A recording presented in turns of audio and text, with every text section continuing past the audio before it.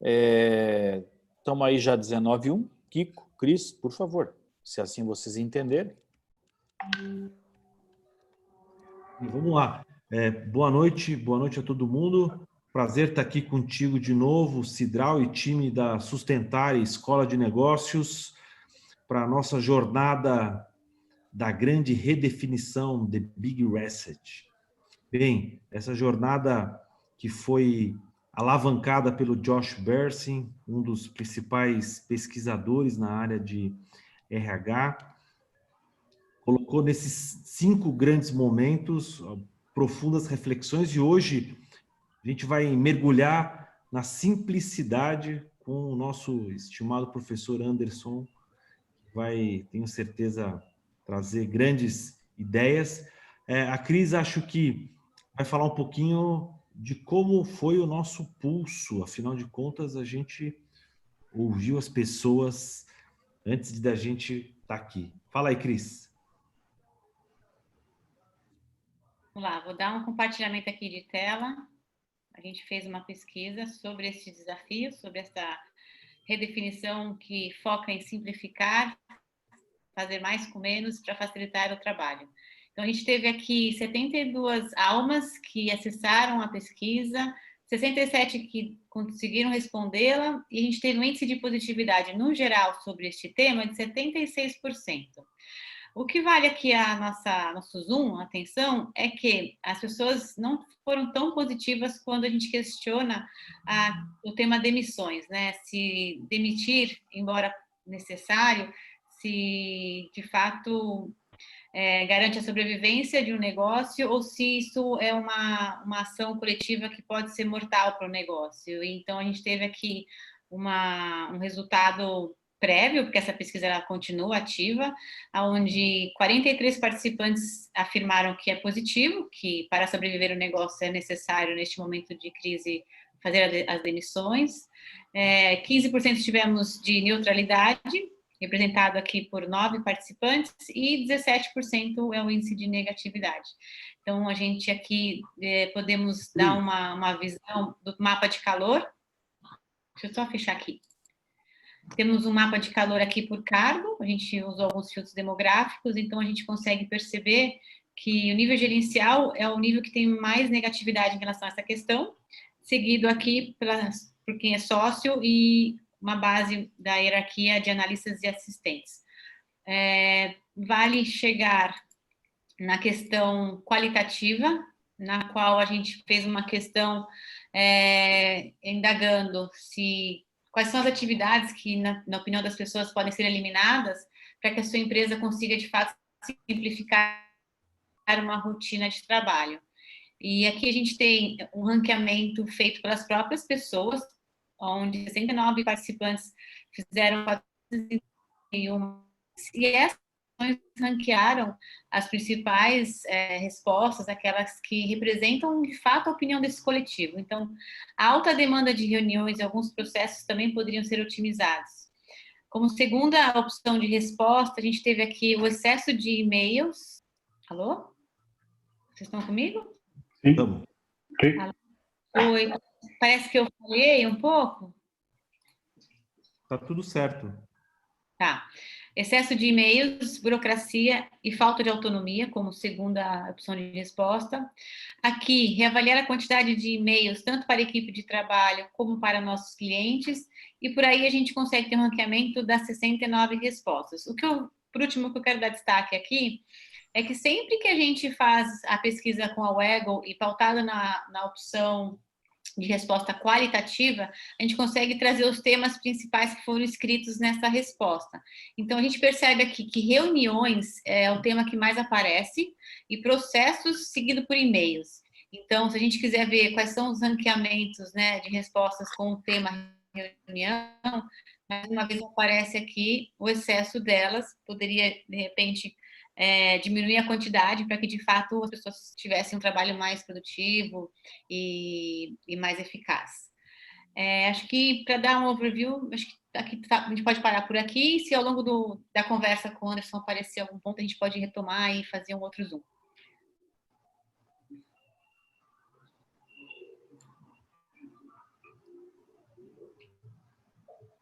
Bom, pessoal, primeiramente, obrigado aí pelo convite, né, por poder falar com vocês aqui agora. Eu entrei aqui, comecei a conversar com vocês ainda como se não tivesse aberto o evento ali, e agora estou vendo que tem mais pessoas e tal. Bom, do primeiro ponto que eu acho que é interessante a gente ressaltar, né, eu peguei muito papo com o Raul Javales na primeira discussão ali dessa transformação digital e tudo que aconteceu. Estava conversando com alguns especialistas e discutindo um pouco agora, em época de... Esse momento nosso está sendo bem interessante, bem único, porque ele está acelerando mudanças de um jeito que a gente não esperava, para ser bem honesto com vocês, e o que a gente percebe. Tem, por exemplo, em lugares que tem entrada digital muito forte, ele está chegando a acelerar dentro de uma curva prevista coisa de 10 anos, de 8, 10 anos assim, adaptações que uma empresa talvez levaria 10 anos para fazer, uma faculdade levaria para fazer 10 anos, você vê que foi acelerado de uma forma geral. Com isso, a gente não consegue perceber alguns ganhos ainda, porque está tão caótico para nós essas mudanças que a gente não conseguiu ver alguns ganhos justamente nesses pontos, principalmente em algum dos pontos que saiu durante essa pesquisa que foi feita pela WEGO. Porque o que a gente sente na prática, de verdade, né? Que a gente está atendendo a crise em 4 grandes movimentos. Foi uma discussão que a gente fez aqui com pelo menos 90 diretores e presidentes de empresa, tal, que você percebe que ao dar uma resposta para qualquer mudança, seja ela por causa do Covid ou qualquer outra que tenha, que ela é uma mudança que vem de fora para dentro e não de dentro para fora, né? Não é induzida por uma empresa, não é induzida por uma instituição, as pessoas têm uma primeira tendência de responder o que tem na mão. Então, assim, aconteceu uma situação caótica, né? Sei lá, choveu, aconteceu uma enchente e eu preciso ajudar as pessoas que estão na rua, aconteceu um acidente, eu respondo com o que eu tenho na mão. Depois de um segundo momento, eu vou para um processo de adaptação, que a gente chama de muito movimento experimentar. Então, começo a experimentar coisas novas, viver coisas novas, e eu vou vendo que nesses experimentos algumas coisas vão dando certo, outras vão dando errado, e nesse processo de se adaptar, eu começo a ver que eu tenho alguns benefícios desse processo, e aí eu começo a montar novas estratégias, e em cima dessas novas estratégias eu traço novos rumos, que é o que todo mundo está teimando falar agora um pouco sobre o novo normal, que eu particularmente acho que a gente não chegou nisso ainda. A gente está numa fase de experimentação e a gente deve sair dessas experimentações com novas normalidades, e esse novo normal deve ter um processo de aceleração depois disso e seguir adiante para recuperar tempo perdido. Quando a gente fala sobre simplicidade, a gente tem que entender que simplicidade ele é um estágio que você tem uma maturidade grande do que você experimentou, do que você viveu, do que você fez, porque ser simples, cara, na verdade é o estágio mais eficiente, eficaz, na verdade é o mais efetivo que uma pessoa poderia ter. É muito legal quando você vê uma música com uma simplicidade, uma arte bem composta, bem simples, na hora que você vê uma marca bem feita, na hora que você vê um processo muito claro, né, de composição, que você fala assim, nossa, como é simples fazer isso, que eu posso passar isso de uma pessoa para outra. Mas, na verdade, para chegar naquele nível de simplicidade, tem um esmero, tem um burilar tão grande que a gente acaba esquecendo isso.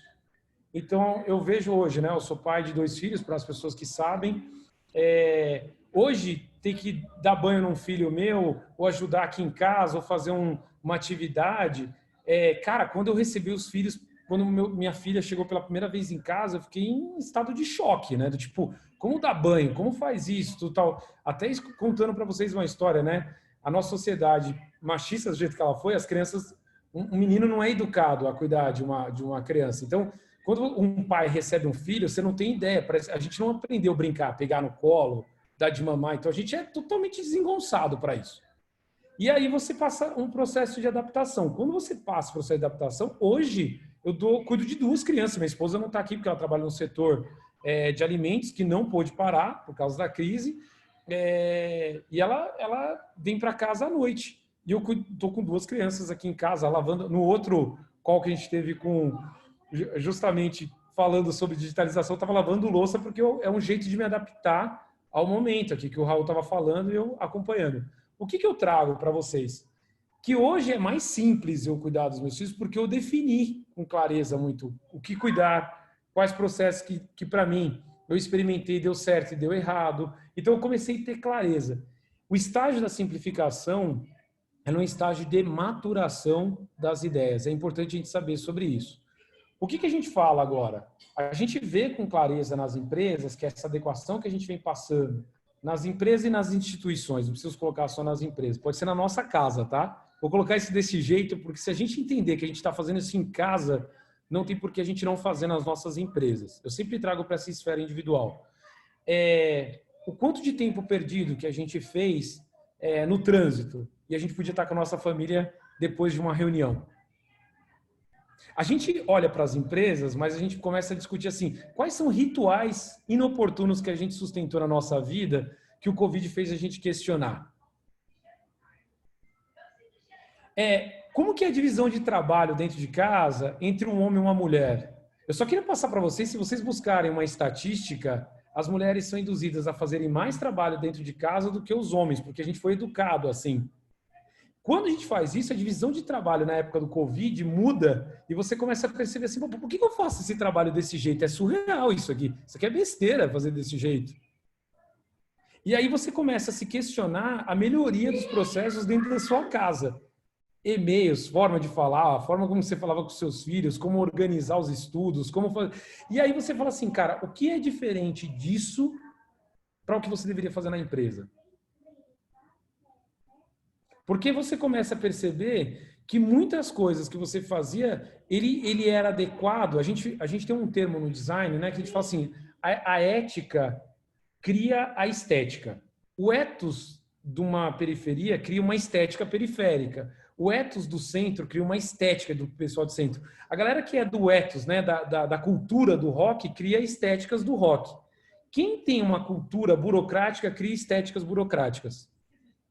Então, assim, ele cria regras, cria aprovações, cria forma, porque a mentalidade, o ethos não confio em ninguém, não vai funcionar, não vai ter, não vou trabalhar com online, ou não vou deixar fazer um trabalho à distância, um trabalho remoto, porque eu não confio nas pessoas, vão bater cartão, não vão, vai que está me enganando, e aí você cria toda uma estética de controle.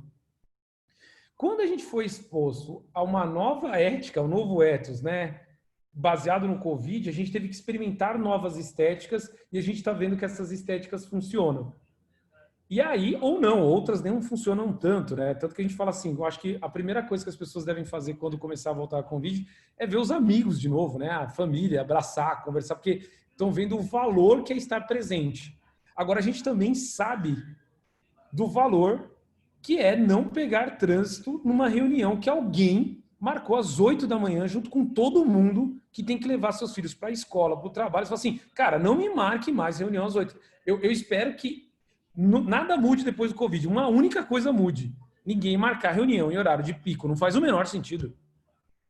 É uma perda de qualidade de vida, é uma perda de tempo, é uma perda de valor, para vocês terem ideia. Na sociedade, a gente paga uma grana tremenda por causa disso, desses trânsitos. Fora impactos psicológicos, desgaste, aquelas coisas todas que a gente tem, sendo que a gente poderia melhorar muito. Então, assim, quando a gente vê simplicidade desse olhar, a gente vê os benefícios de se requestionar e readequar, mas você vê que a readequação em processos, em linguagem, ela só parte quando você consegue mudar a mentalidade quanto a isso. Enquanto a mentalidade não foi mudada, a simplicidade parece que ela não alcança o seu valor efetivo. É engraçado, se tiver alguém aqui que pratica artes marciais, vocês vão ver que assim, no tatame, né, para você chegar também nessa simplicidade, de novo, exige uma certa prática para que o kata, né, aquilo que você faz, o movimento que você faça, ele surja tão naturalmente que você não percebe. Então, a experimentação, a prática, a maestria vai levando à simplicidade. Eu estou trazendo por esse lugar porque eu sei que não era o que vocês esperavam. Eu podia ficar falando de diversos livros, de diversos processos, de diversos executivos tomando decisão, olha, vamos diminuir a burocracia, vamos usar mais o digital, vai funcionar dessa forma e daquela. Mas, cara, o digital, ele só é uma expressão que mudou na nossa cabeça. Se você não muda na sua cabeça, você não usa o digital. É que a gente foi forçado agora e tá todo mundo vivendo essa nova estética. Eu até brinco com os amigos meus, né? A nova camiseta é o seu plano de fundo, né? O recado que você quer mandar para o mundo ficou agora aqui no plano de fundo, aqui, assim, ó. Você escolhe as mensagens que você quer mandar para o mundo. Antigamente era camiseta, né? Qual mensagem que eu mando na minha camiseta? E isso é importante a gente entender que isso vem mudando a mecânica para todos nós. Há um tempo atrás, o escritório ao qual eu sou sócio, né? Se vocês me permitem, vou falar aqui agora só, não quero que pareça propaganda, mas assim, a gente tomou uma decisão de trabalhar home office. Isso foi há uns 10 anos atrás. E aí, porque a gente fez a mudança do escritório para um lugar mais distante, todo mundo já tinha uma confiança em nós, assim, no trabalho, a gente fez home office. O que a gente percebeu logo, depois de 6 meses? Que o home office é chato pra caramba. E home office ele é usado para quando a gente queria se concentrar. Então, assim, era igual biblioteca, sabe? Eu vou para lá para ninguém me encher o saco. E a gente começou a perceber que o que a gente queria mesmo era trabalho remoto. O que a gente queria era andar pela cidade, se encontrar no ponto mais curto entre nós, às vezes trabalhar do cliente, às vezes trabalhar do escritório, é ter a opção de mobilidade. Foi quando a gente descobriu pela primeira vez em São Paulo que o bacana era trabalhar em museus. A gente passava o dia inteiro trabalhando em museu, porque poucas pessoas frequentavam o museu. E aí, durante a semana, né? E a gente ainda via muitas das mostras dos museus em dia gratuito, que a gente pegava o final da tarde, na hora do almoço, e aproveitava esse horário para ver, cara, o que estava rolando no museu, conversar, ver o que estava rolando na cidade. E como a gente trabalha com criação, tá no meio da cidade é ver o que a cidade está produzindo, o que ela está consumindo. O que uma equipe de marketing geralmente nem faz, né? Ela nem sai para a rua, porque geralmente não faz. A gente trabalhava no meio das pessoas. E a gente começou a descobrir a eficiência disso. A ponto de eu vender meu carro. Hoje eu já não tenho carro faz uns 2 anos. Trabalha no metrô, trabalha com isso, leio livro. Cara, aumentei minha produtividade de leitura de livro que eu parei de dirigir.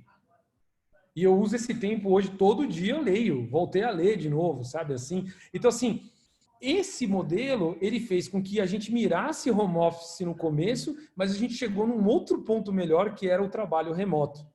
E isso a gente começou a trazer um outro modelo de trabalho. Aí a gente teve que investir em estruturas digitais, em isso e tal, e a gente foi fazer uma mudança de comportamento no escritório que todo mundo achava loucura. Enquanto todo mundo estava indo para o seu WeWork, agora, né, estava juntando para isso e tudo tal, a gente não via mais nem sentido naquilo, que a gente falava assim, pô, mas a gente tem a cidade à nossa disposição. São Paulo está discutindo um problema que a Cinemateca brasileira está passando, né, porque ela está com chance de fechar. Não sei se vocês saibam, é bom vocês se movimentarem quanto a isso, porque é um histórico do nosso cinema brasileiro. Isso independente de crenças que vocês tenham, é um histórico, isso é o nosso legado. A Cinemateca brasileira é um dos lugares mais legais de se trabalhar em São Paulo. Mais legais. Então, assim, você vê esse uso com inteligência do recurso, impacto ambiental, sustentabilidade, trabalho com inteligência, criatividade, ele é todo despertado porque uma nova mecânica de simplificação ela acaba existindo, porque a mentalidade começa a achar novos caminhos. Os primeiros caminhos que os nossos cérebros acham para resolver um problema, geralmente eles não são tão simples, eles são confusos e sujos. Depois, com o tempo, a gente vai limpando eles e tornando mais direto. Pessoal, eu não sei se eu tinha que fazer um disclaimer, se a gente tem que bater um papo. Eu quis descarregar uns pontos aqui e colocar para a gente trocar uma ideia. Eu não gosto muito de viver nesse monólogo aqui e tal. Quem me conhece sabe que eu gosto de um bom papo, assim. Um monólogo. Olha, eu posso testemunhar que quando o Anderson me convidou para uma reunião no museu, isso foi uma das primeiras vezes que eu mantive contato com ele, eu estranhei demais. E foi muito bacana. Não sei se tu recorda, foi um museu, foi no Ban, né? Começou, acho que foi. E ali, né, a questão do... Me veio agora a frase do Da Vinci, né, que a simplicidade é o último grau de sofisticação, né? E uma coisa muito simples, mas altamente sofisticada, né? E trazendo aqui para o nosso contexto do pulso, né? Quanto que a gente pensa simplicidade numa dimensão de processo, mas tem muito comportamento voltado à racionalidade de microgestão, né? E eu acho isso uma coisa que o pulso ele está trazendo essa reverberação desse conteúdo, né, que as pessoas estão expressando, né? E eu acho que isso é uma coisa muito bacana, que a pesquisa, essa voz, ela está trazendo, né? Cidral, você vê, né? Os trabalhos que a gente faz de transformação cultural, né? Nem estou falando de gestão da mudança, estou falando de transformação mesmo de uma cultura. Parte dela é essa discussão sobre a cultura em si. A cultura fica parecendo um monstro, assim, a cultura é tudo. Assim, cara, a cultura, ela se expressa muito em símbolos, ritos e mitos. Quando você frequenta uma casa de alguém, uma nova cultura, você vai perceber como essa pessoa, os verbos, né? Como ela come, como que é a cor da casa. Então, assim, ela vai dizer para você o que ela acredita. Então, assim, o sistema de crença da organização, ela parte do que acredita.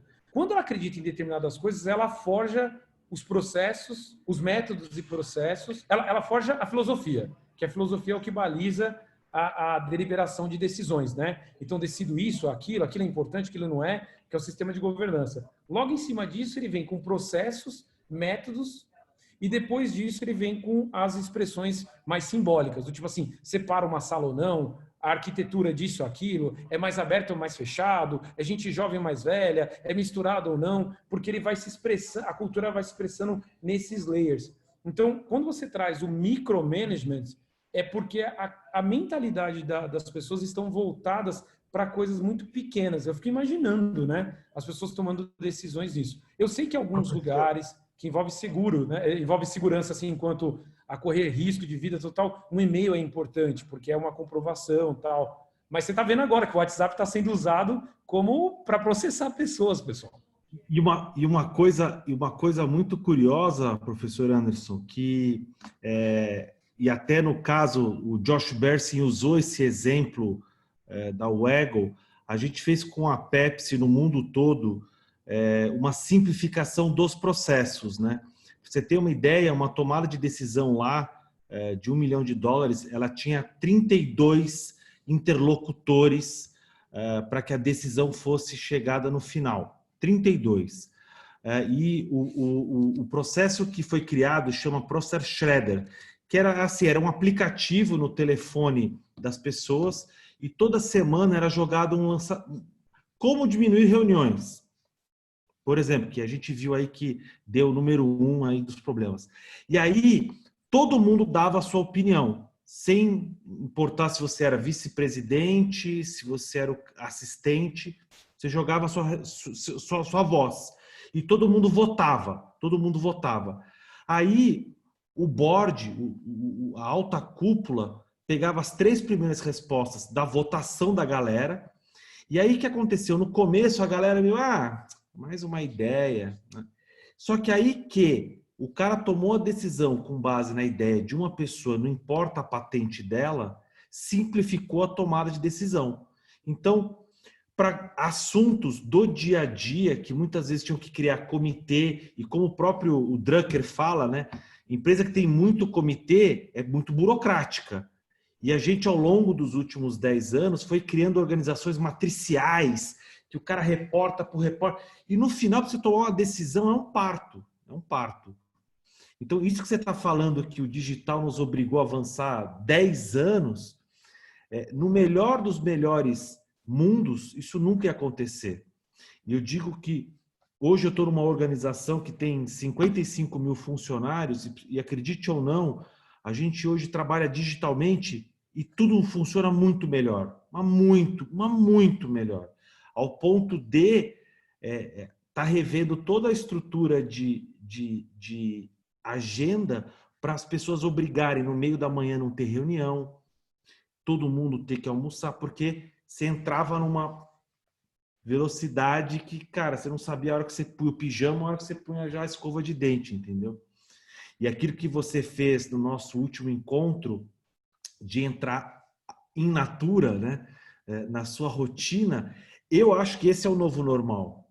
Eu, Kiko, particularmente, eu acredito nisso.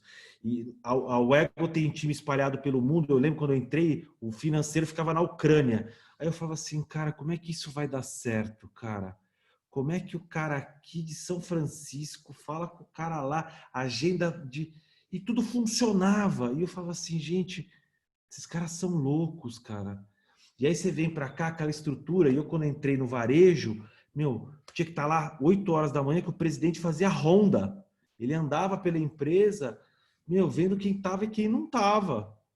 E assim, era um rito da empresa. E hoje ele mesmo fala assim, cara, tô alucinado, porque para que eu vou voltar para o escritório? Todo mundo tem que ir até Barueri, 1 hora de São Paulo até Alphaville e depois 1 hora para voltar. São as 2 horas que você lê o seu livro.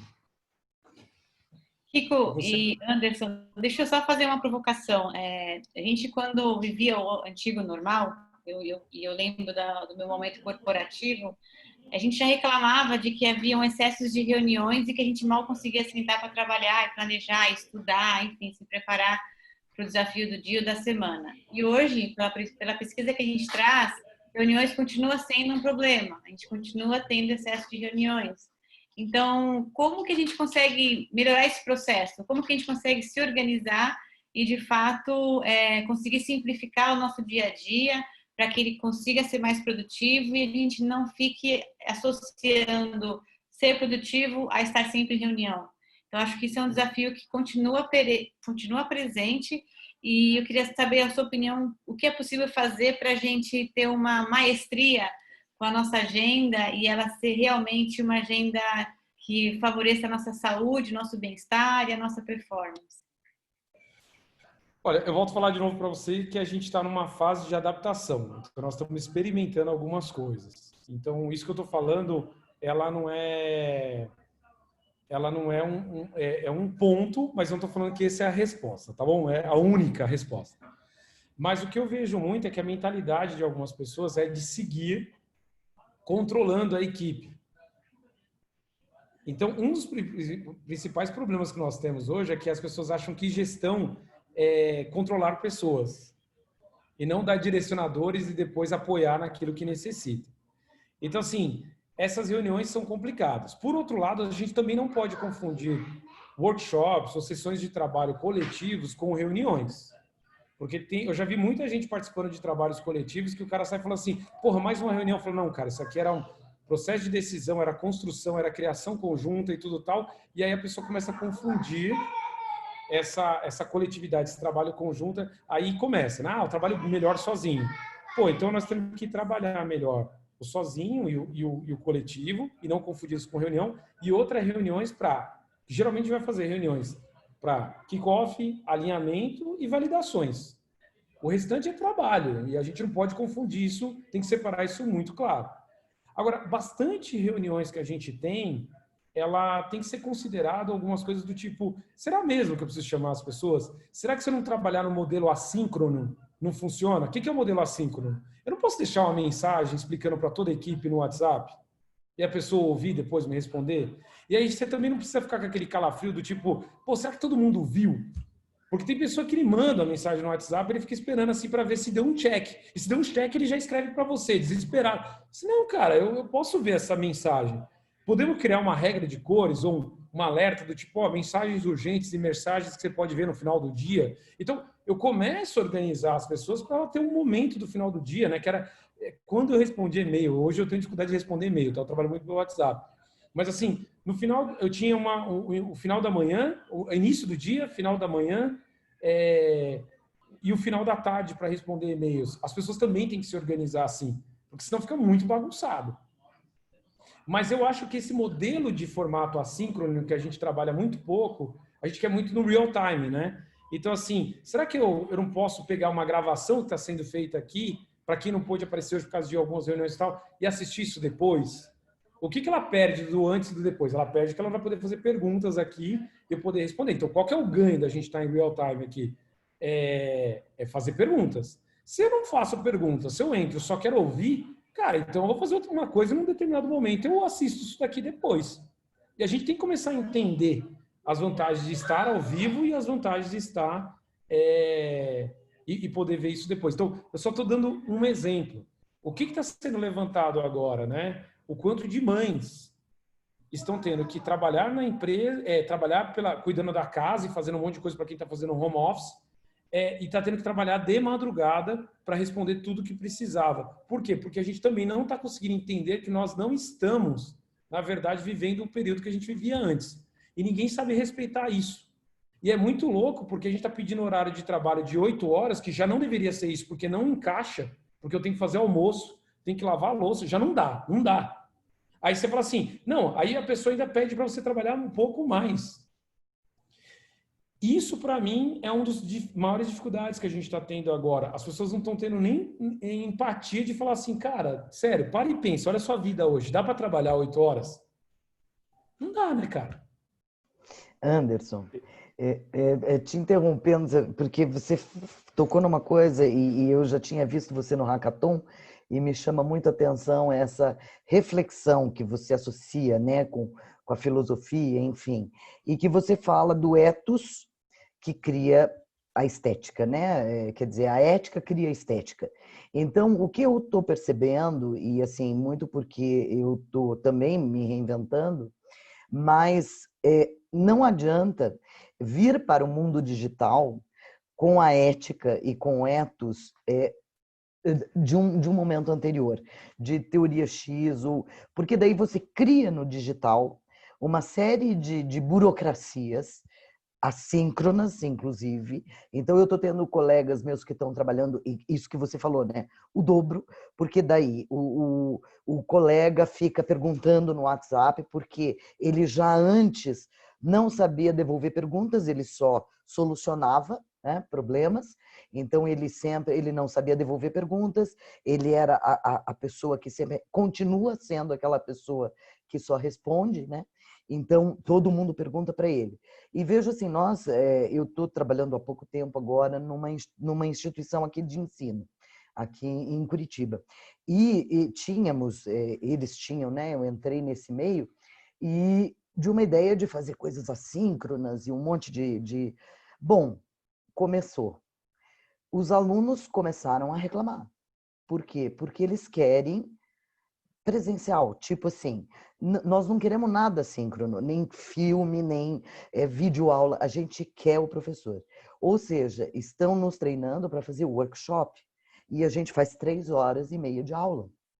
E aula usando estratégia libertadora, usando tudo. Por quê? Porque é isso que eles querem, eles não querem mais uma coisa. Então vamos lá ficar 1 hora numa master, mas tendo um monte de outras coisas para fazer, porque eu já tenho um monte de outras coisas. Então, essa vida digital, o que está me mostrando é assim, é exatamente como se diz, desses 4 movimentos. A experimentação totalmente digital, né? E agora, assim, não, vamos começar a simplificar e voltar a ter mais, sabe? Porque senão fica todo mundo hipercarregado de um monte de coisa para fazer. Então, de fato, o quanto mudamos, né? O ethos. Eu ia falar assim, Mauro, se você me permitir, eu vou complementar, trazer um ponto que você fala, que assim, tem um ditado que, para quem só tem martelo, qualquer parafuso é prego. Então, o que acontece? A pessoa, ela tem uma nova oportunidade de trabalhar de uma forma diferente, mas a única coisa que ela sabe, a forma que sabe trabalhar é usando o martelo. Então, ela martela tudo. E aí, o grande lance é que é o seguinte, existe também uma fase de transição ao qual nós temos que orientar. Eu vou dar 2 exemplos para vocês, assim, tal. Vou dar um exemplo bem bobo, né? Quando surgiu os cartões, o Apple Pay, os NFCs para você pagar com seu celular, um monte de pessoas tinham aquela infraestrutura nos seus estabelecimentos, mas as pessoas não foram treinadas para saber como pagava. Quem queria usar aquilo teve que começar a educar os atendentes dos caixas na época. E aí você falava, para usar eu explicava que para um atendente, daqui a pouco essa rede foi educando, não deu menos de um mês, estava todo mundo já, você quer pagar com o celular? Pô, é só pôr aqui e tal. Mas no começo, e você acha que foi a empresa que pagou esse treinamento? Não foi.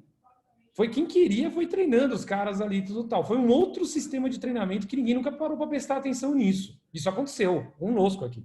Tem menos de 1 ano. A minha filha, ela faz aula de desenho, eu fico prestando atenção. A minha filha faz aula de desenho e ela tinha um outro professor e ela tem feito agora por YouTube, porque ela já aprende por YouTube. Ela nem sabe qual é o professor. Às vezes ela aprende em idioma francês, inglês, e ela às vezes nem fala idioma, porque ela está vendo a técnica.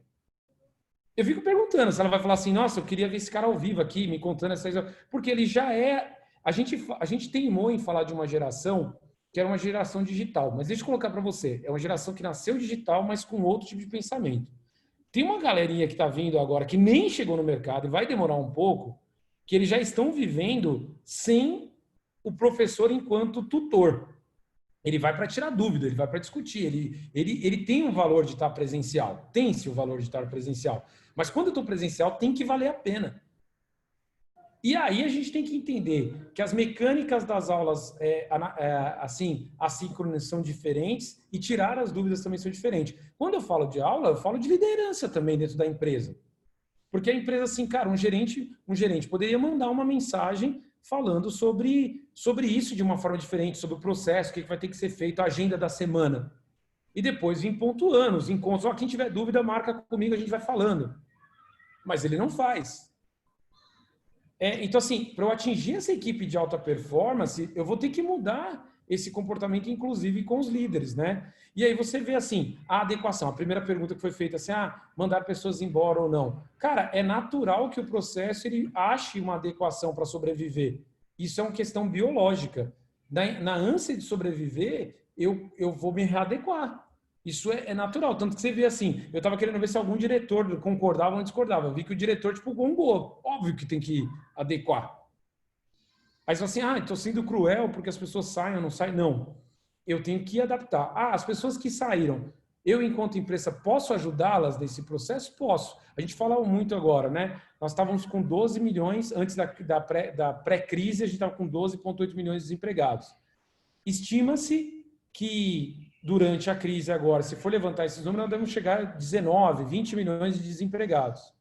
A gente tem um monte de área que a gente está precisando de gente, por exemplo, a área de dados, a área de programação, e eu fico me perguntando se num período que a gente teve mais informações disponíveis gratuitamente, o quanto essas pessoas se adequaram a estudar um pouco sobre isso. Não tem chefe nessa hora, ou é você ou é você. Então, aí eu falo para você assim, eu nunca tive tanto na minha vida o prazer de assistir tantos calls, tantos conteúdos de faculdade nos Estados Unidos, no Japão, na Europa. Cara, eu vi um monte de coisa que eu não teria acesso. E detalhe, depois que eu desligava, eu estava lavando minha louça, tá? E isso é muito louco, que você fala assim, como é que pode? Eu estava tendo aula com um cara aqui agora. O cara falando lá na Inglaterra, e eu vendo toda a aula do cara para um monte de gente que ele estava dando para os alunos dele. É como se eu estivesse na faculdade. Aí desliguei e estava aqui, cara, lavando louça, tal, pá. Então, isso para mim, ele entra num outro lugar que a gente só vai entender daqui a um tempo, porque a porrada é tão grande que a gente não consegue processar isso no meio da crise, sabe? Assim, o aprendizado, a gente fala, né? Tem uma linha... Eu faço um estudo da linha do psicodrama que você fala assim, depois que você viveu o drama, você tem um tempo para compartilhar aquilo que você aprendeu. O que nós estamos fazendo aqui agora é compartilhamento. Mas processar, de fato, leva um tempo. Talvez a gente vai sentir mudanças do impacto da Covid, não agora, é o ano que vem. E a gente nem tem noção disso. Cara, eu acho que eu estourei o tempo para variar, né? Eu ia chamar a atenção aqui, mas a prosa tá muito boa e as pessoas que porventura queiram permanecer aqui, eu sei que o Penha é um cara muito batuta, as pessoas que porventura tenham se planejado para ficar aí os 30 minutos, né?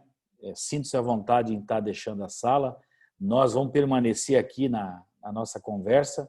Eu só queria estar enfatizando que na próxima terça-feira nós teremos o nosso próximo encontro. Eu vi que o Fernando já digitou ali o link para as pessoas continuarem a votar. O próximo será o Paulo Campos, o mano do Kiko, né? Vai entrar em campo e justamente vai abordar a questão da liderança. E dessa forma vai conectar com simplicidade e tecnologia. E a gente vai amarrando todos esses nossos encontros via pulso e essas conversas aqui de valor. Mas, gente, sinta-se à vontade em perguntar, que a gente está aqui à inteira disposição.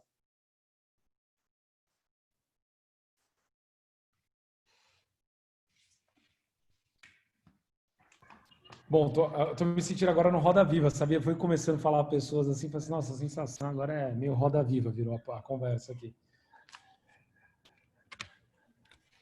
Pessoal, tem perguntas aí da plateia, quem ficou, se quiserem escrever, a gente pode ir respondendo para vocês aqui também. Acho que é válido, até para contextualizar um pouco mais dentro do tema de vocês aí de empresa. Mas acho que, assim, basicamente o que a gente vem discutindo, ele passa por isso, tá? Mas eu não queria que vocês olhassem da ótica só empresarial, da ótica também na esfera indivíduo, esfera coletivo enquanto empresa e esfera social. Você vê agora, né? Foi discutido com o governo que as startups poderiam ajudar no processo de distribuição do dinheiro que ficou travado.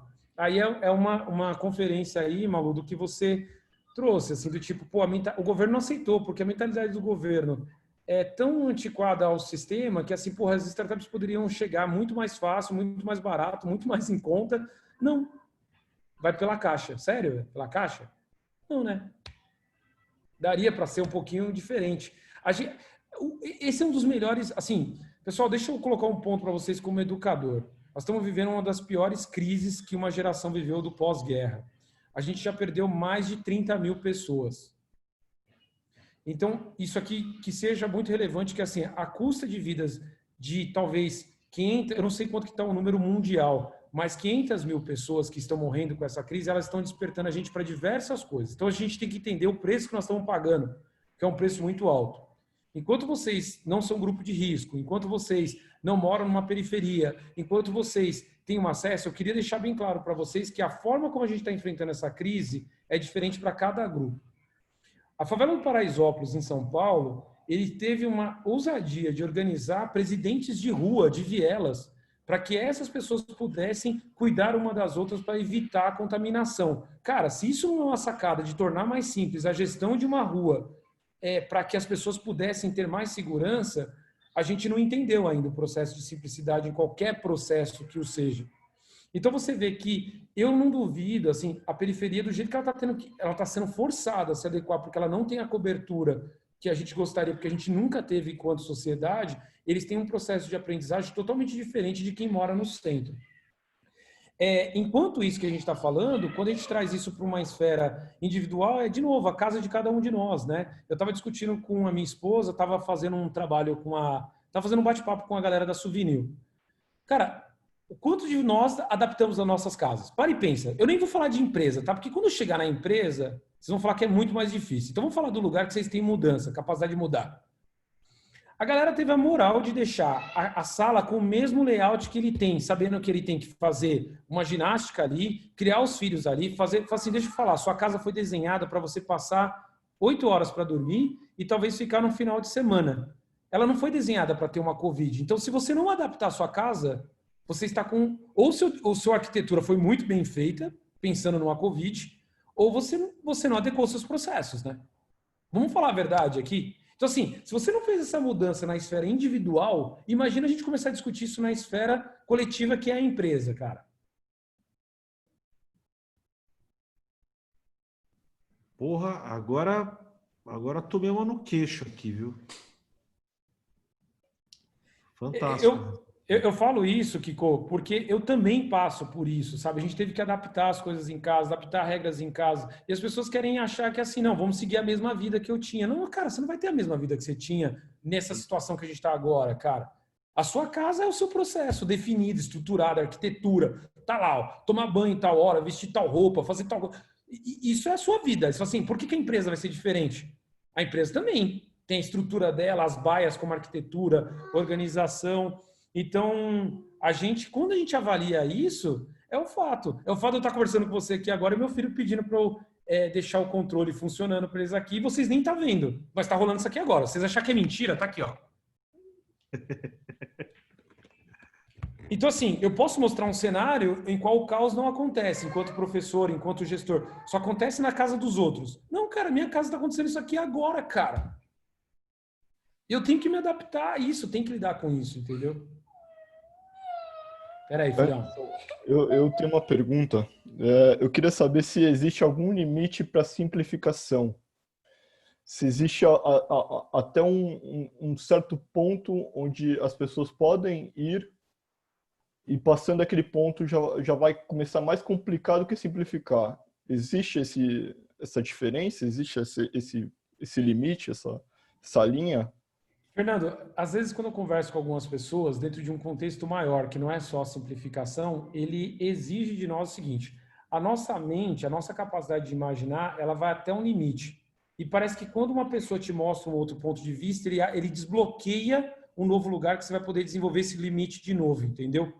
A educação e não escolarização, ela deveria fazer isso conosco. Por exemplo, se o Kiko falou assim, puta, agora eu tomei uma no queixo que eu poderia me adaptar. Então, ele vai olhar para a casa dele a partir de agora ou amanhã e vai achar novos lugares para simplificar. Mas enquanto ele não tinha essa perspectiva, ele já tinha dado o máximo dele, entendeu? Então, nós temos que entender que, assim, na nossa esfera, a gente vai até o nosso limite. Por isso que a gente vai atrás de alguns lugares para nos provocar, tirar do lugar comum, para que a gente possa ver além. E aí, em cima disso, a gente melhorando. De novo, a simplificação, ela é a sofisticação, como disse Alice Hidral, né? Pela frase do Michelangelo. É a fase mais sofisticada que a gente tem, porque eu já entendi aquilo de tantas vezes que... Agora, o que eu percebo é que tem pessoas que não abrem mão da repetição, né? Porque você desenvolve maestria repetindo. O que é ser mestre? É fazer muitas vezes a mesma coisa ao ponto que você vira mestre, você fez maestria. Só que o problema dessa maestria é que ela também te cega e você não vê novas oportunidades. E aí o que a gente viu na teoria da qualidade, né? Você é muito bom para uma coisa que você não precisava fazer. E aí você é mestre naquele processo que não era mais necessário, entendeu? Então, assim, você tem que ter um limiar. Na engenharia ou na matemática, existe um conceito chamado curva de inflexão. Para quem é matemática, trabalhou com engenharia ou administração que fez isso, né? Não fugiu aí de cálculo 1, 2 e 3 e tal. É que, na verdade, você vai ter em função, não vai ter em cálculo. Você deveria ter aprendido esse cálculo no colegial. É uma curva, quando você chegou no pico dela, se você continuar forçando aquilo que você fazia, ela cai, a qualidade. Se você não fazer o que você fazia, ela cai, a qualidade, porque você chega num ponto ótimo. Esse ponto ótimo, ele é o ponto que a gente deveria atingir. Só que é muito louco. A educação, a descoberta, ele chega nesse outro lugar. Muito bom.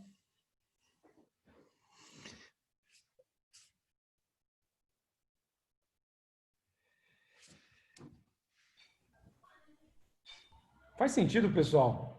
Eu vi que tinha algumas perguntas aí. Quem discordar também, fica à vontade, tá?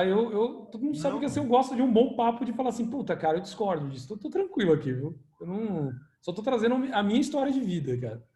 E não a verdade.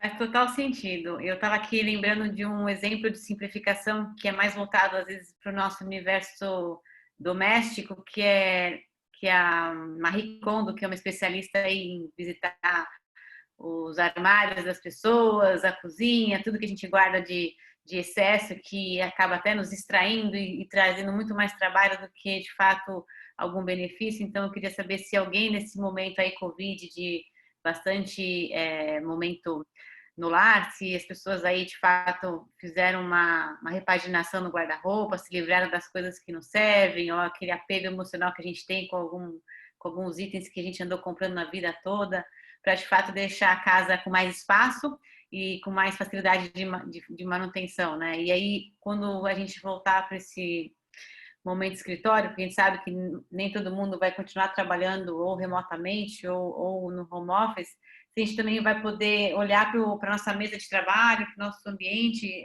profissional e ter menos coisas, né? Assim, desde você, de repente, abrir mão de um carro ou você abrir mão de ter exatamente a sua baia e qualquer baia, qualquer cadeira que você tiver disposta ali para você vai te servir. Então, às vezes, acho que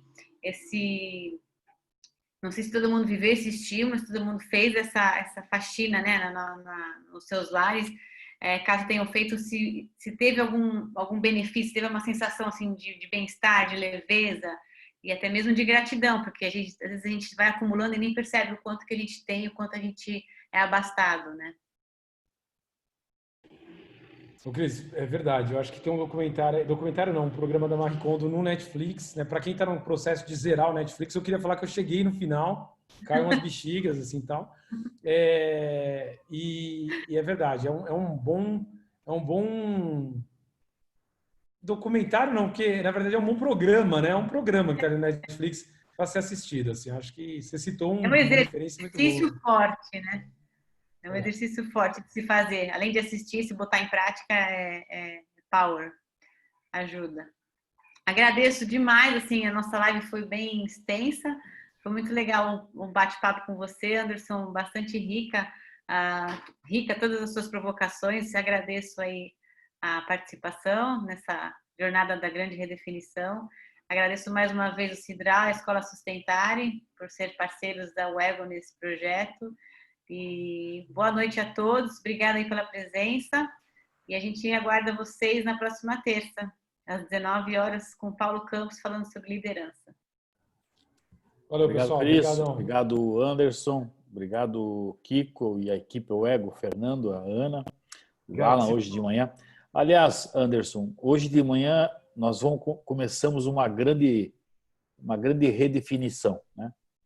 Lembrei disso agora vendo o Alan. Nós estamos incentivando os nossos professores a realizarem um doutorado informal. É o Alex Bretas, o Master of Learning Academy, ou seja... Já me inscrevi. Opa, estaremos juntos. E a ideia é que cada professor ele tenha o domínio do autoconhecimento e da autodireção.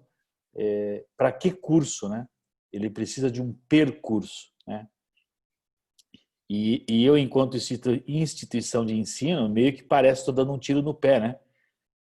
Mas eu tenho certeza que esse movimento ele é criativo e criador, ele vai encontrar eco e as pessoas elas precisam aprender a aprender. Então, a maior simplicidade, digamos assim, numa estrutura formal de educação é trazer esse movimento, né? Então, acho que o insight de hoje à noite valida o que a gente está discutindo aqui na escola, chamando alguns professores para uma nova era, um novo papel, né? Um novo formato. E é bacana a gente estar compartilhando tudo isso contigo, que eu sei o quanto que você é um cara que ama a gestão na mudança e inovação e com muito propriedade você atua aqui na escola e sempre com movimentos, insights muito significativos, impactantes e muito valiosos, né?